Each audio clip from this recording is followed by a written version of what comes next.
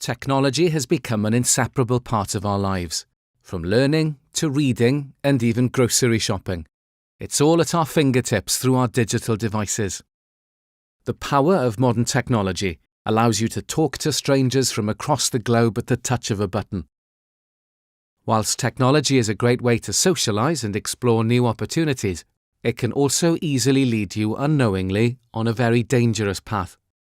There's a chance that you might meet people who were not who they say they are. Extremists often use the internet to meet people and recruit them to their cause, often by using lies and manipulative techniques to control your actions. So, how can you stay safe online? There are various ways you can protect yourself online.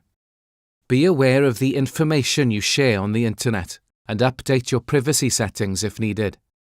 Make smarter and safer choices about who you talk to online. Beware of dangerous individuals and fraud. Block and report unsuitable content.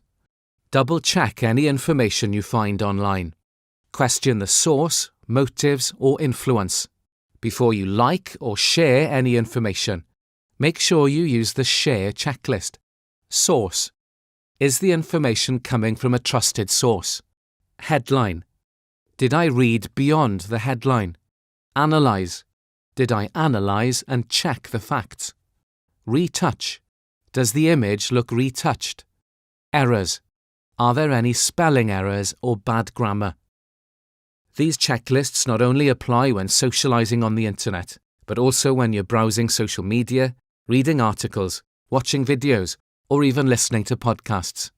It's important to stay vigilant, practice these habits, and educate others about online safety. By protecting yourself from misinformation, you can create a safer environment for you and your loved ones.